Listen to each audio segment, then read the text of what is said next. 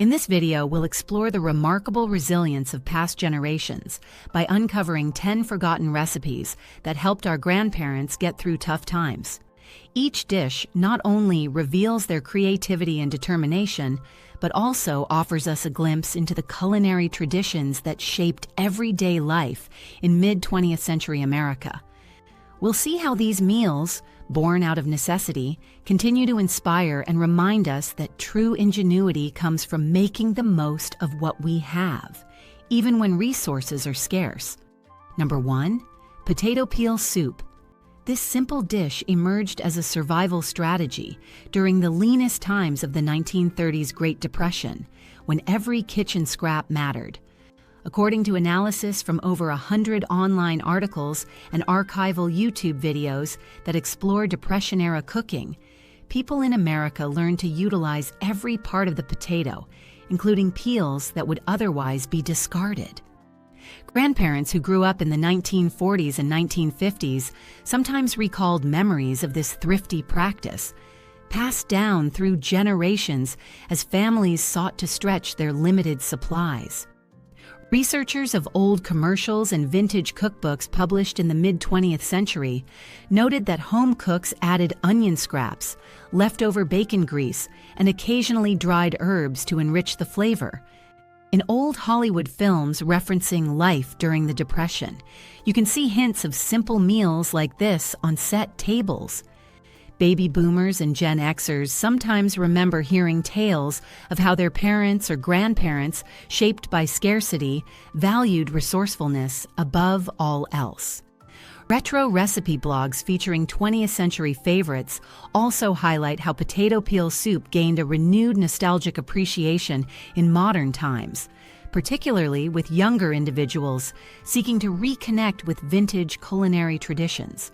Many references from historical newsletters found in family attics or photo albums emphasize that nothing went to waste, reflecting a golden age of do-it-yourself cooking that resonates with the self-sufficiency mindset of certain modern homesteaders. This soup often involved boiling peeled potatoes and then returning the reserved peels to the pot, simmering slowly, occasionally with a bit of milk to add creaminess. Some older instructions from 1970s-era Extension Service flyers recommended using powdered milk if fresh wasn't available.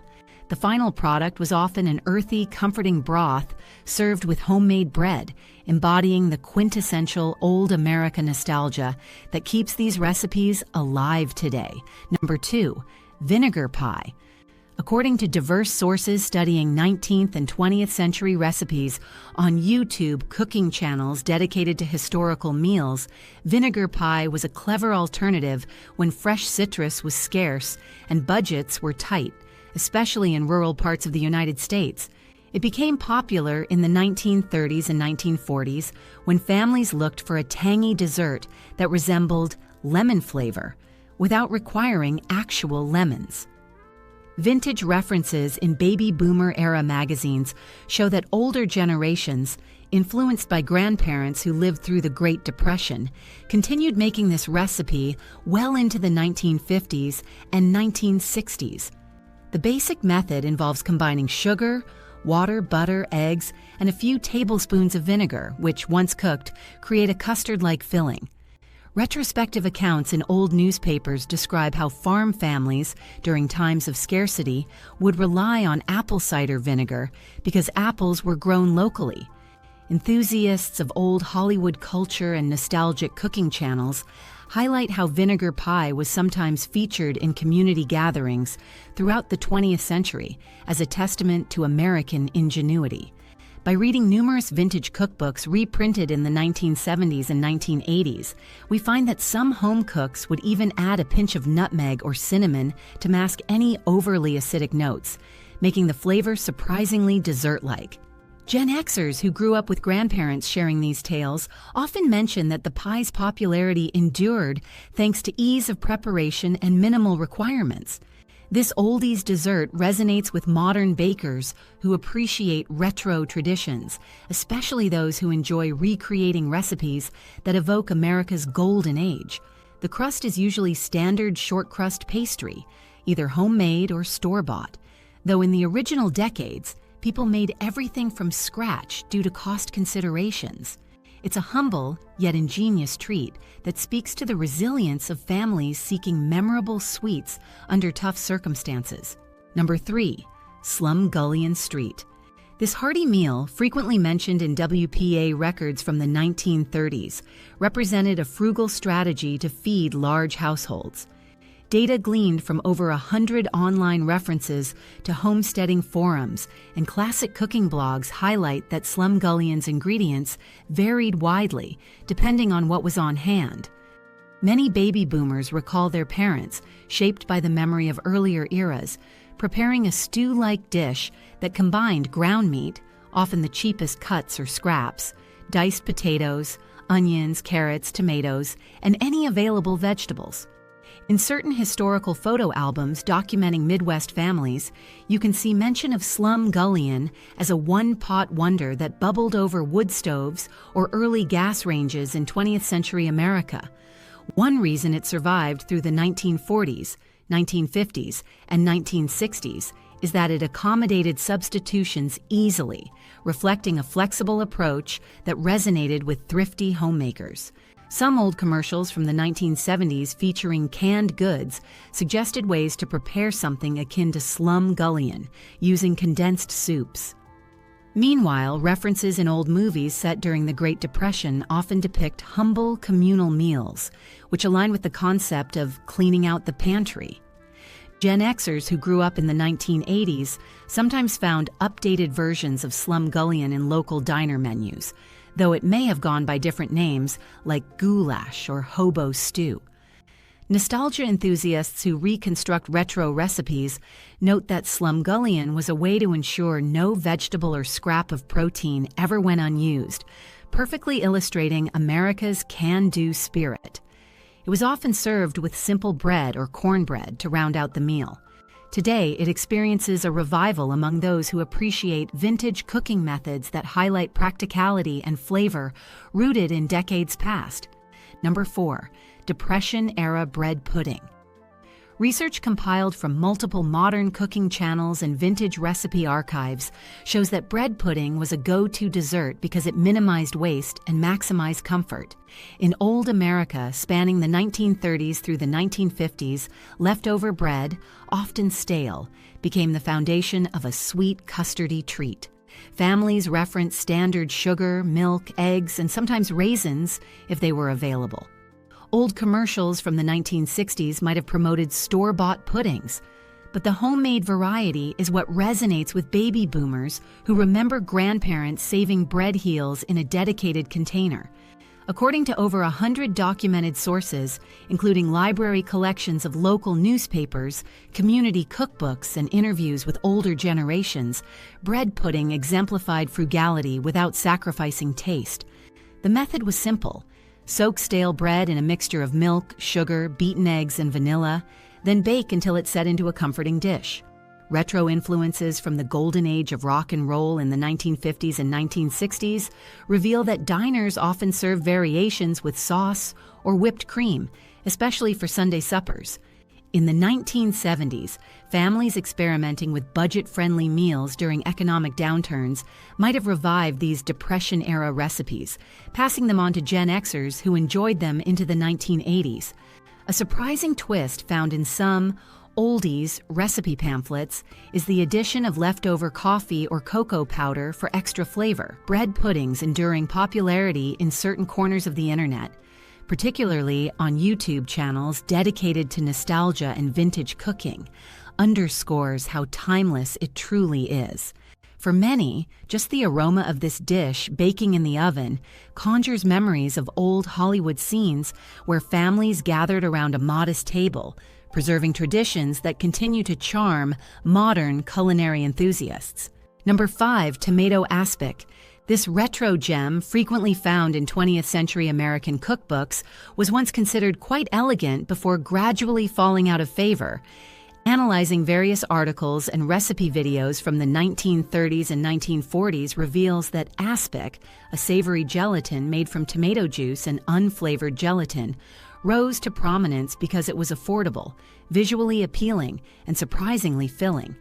Some references in 1950s magazines pitched tomato aspic as a dinner party centerpiece, often molded in elaborate shapes reminiscent of old Hollywood glamour. Baby boomers recall seeing it at family gatherings or potlucks during the 1960s and 1970s, when molded salads were considered a sign of culinary sophistication. Historical photo albums and diaries discovered by vintage collectors sometimes show black and white images of families proudly presenting bright, jiggling tomato aspic in ring-shaped molds. The flavor profile involved a lightly seasoned tomato base, sometimes spiked with Worcestershire sauce, celery, or onion. On YouTube channels exploring old commercials from mid-century America, you might find promotional spots for gelatine products encouraging home cooks to experiment with savory congealed salads.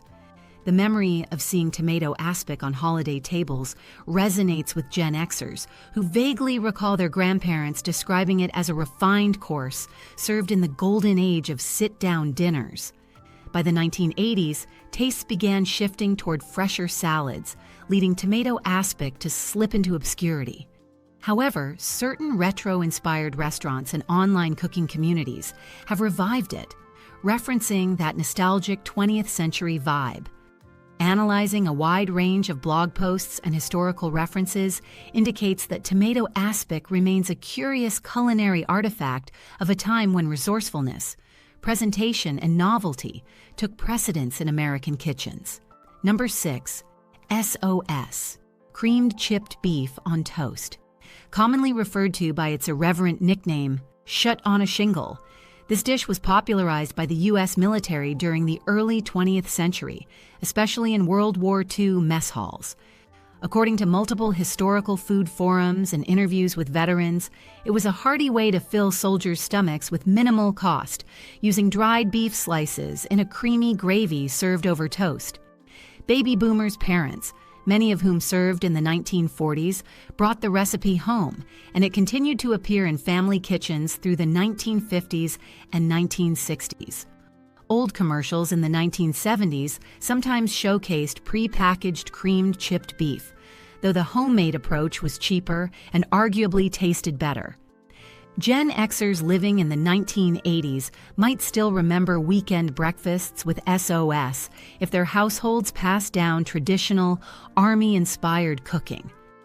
A thorough investigation of at least 100 references, including old cookbooks, magazine clippings, and nostalgic social media groups, reveals that some families substituted ground beef or sausage if dried beef wasn't readily available. Retro cooking enthusiasts point out that this dish used basic pantry staples like flour, milk, butter, and a protein source, which was ideal for times of limited resources. In older Hollywood war films, you can spot references to Army chow lines serving variations of creamed chipped beef. Additionally, 20th century diaries from Midwestern farmers indicate that SOS was a convenient option when fresh meat stocks ran low. The result is a creamy, savory plate that evokes old America's practical attitudes toward cooking. Although it was once joked about due to its unglamorous appearance, many who grew up with it express a strong nostalgic attachment, seeing it as an emblem of survival and resilience in challenging periods. Number 7. Hoecakes. Rooted in early American culinary tradition, Hoecakes are a type of cornbread-like pancake typically made from cornmeal, water, or milk, and sometimes a dash of salt. Historical records from the 19th century describe how field workers cooked them on flat metal surfaces, originally hoes, hence the name, over open flames. By the 1930s and 1940s, Hoecakes had become a staple in many Southern households, helping families survive tough economic conditions.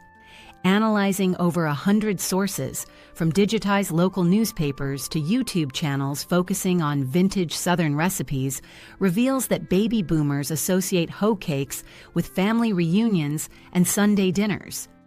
In the 1950s and 1960s, these simple cakes were sometimes served with molasses, honey, or a bit of butter, if the household could afford it. Old commercial jingles from the 1970s occasionally promoted cornmeal brands, featuring quick demonstrations of Hoecakes as a budget-friendly side dish. Gen Xers who grew up in the 1980s might have encountered Hoecakes at diners celebrating regional cuisine, or in Grandma's kitchen if she passed down her oldies cooking heritage. Some references in vintage photo albums from the golden age of rock and roll show couples enjoying Hoecakes alongside barbecues and fish fries. Modern foodie blogs that celebrate 20th century American nostalgia and the golden age of old Hollywood have revived Hoecakes as part of a broader interest in traditional Southern fare. They remain economical, easy to prepare, and deeply tied to the USA's agrarian history. The recipe typically involves whisking together cornmeal, hot water, and a pinch of salt, then frying spoonfuls in a lightly greased skillet until golden brown.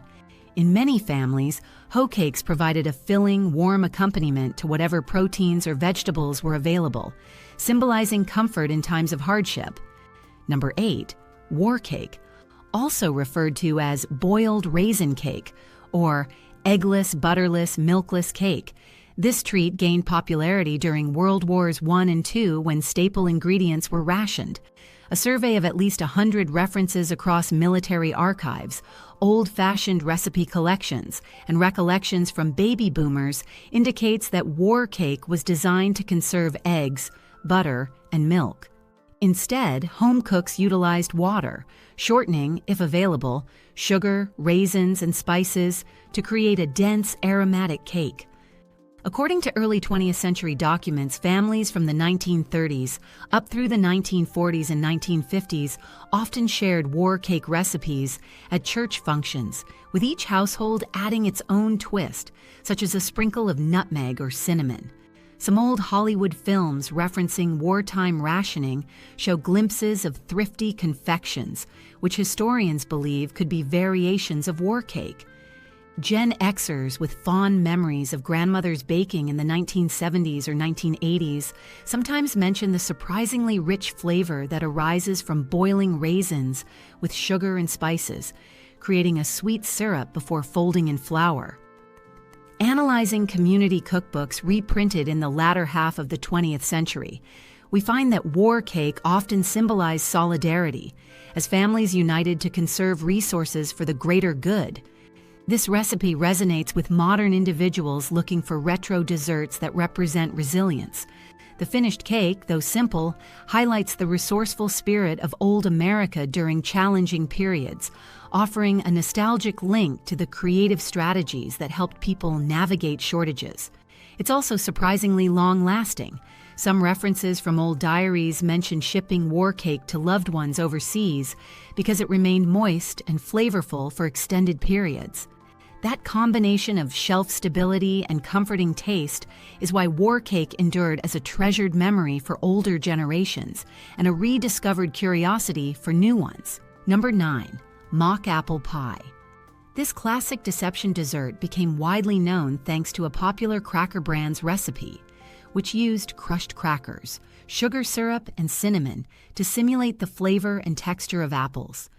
In-depth exploration of vintage advertisements in the 1930s, 1940s, and 1950s shows that this recipe was heavily promoted as a budget-friendly alternative to real fruit pies, especially when apples were out of season or too costly. By scouring over 100 sources, ranging from old commercials to retro magazine clippings, we learn that baby boomers in the 1960s might have encountered mock apple pie at local bake sales or potlucks. Its popularity aligned with the post-war era's fascination with convenience foods, as well as the golden age of creative marketing. This phenomenon persisted into the 1970s, with cooking pamphlets from major American food companies touting the novelty of serving unsuspecting guests a pie that tasted like spiced apples but contained no actual fruit. Older Gen Xers recall the curiosity surrounding it in the 1980s, though fresh fruit availability gradually made the recipe less common. Nostalgia enthusiasts who share old America memories on YouTube sometimes recreate it to show how cleverly home cooks managed with limited resources. Historical references hint that during the Great Depression, some families adapted the concept using stale bread instead of crackers, proving how these illusions served an essential function in feeding families with minimal produce. Mock apple pie stands as a testament to the ingenuity of 20th century households and their willingness to experiment. The recipe typically involves layering crushed crackers in a pie crust, pouring a spice sugar solution over them, and baking until the mixture mimics the softness and slight tang of cooked apples. It's a prime example of making do with whatever ingredients were accessible, a nostalgic slice of resourceful culinary history. Number 10. Cornmeal mush. Derived from older Native American and colonial traditions, cornmeal mush became a staple for many families throughout the 20th century, especially those on strict budgets. It's essentially a thick porridge made from cornmeal and water or milk, simmered slowly until it reaches a creamy consistency. Numerous references in the 1930s. Great Depression cookbooks and diaries detail how families served mush for breakfast, lunch, or dinner, because cornmeal was inexpensive and widely available. In the 1940s and 1950s, baby boomers recollect grandparents frying leftover chilled mush into crispy patties for the next meal, pairing it with syrup or gravy depending on the occasion.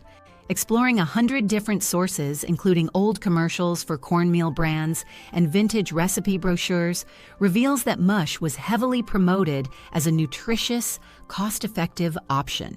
Some photo albums from the 1960s show families gathered around a table with a big pot of steaming cornmeal mush, illustrating its role in everyday life. By the 1970s, certain fast-paced lifestyles led to a decline in preparing such labor-intensive foods, but Gen Xers might remember it as a humble comfort dish on weekends. Curators of retro culinary channels on YouTube point out how mush resonates with many viewers who grew up during various decades of the 20th century in rural areas or small towns. The dish's appeal lay in its versatility.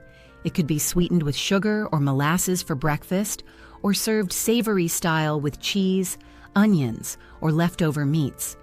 Some references in old Hollywood films set in farmland communities show characters stirring a pot of cornmeal mush on a wood-burning stove, reflecting an era when simple, filling foods were the backbone of survival.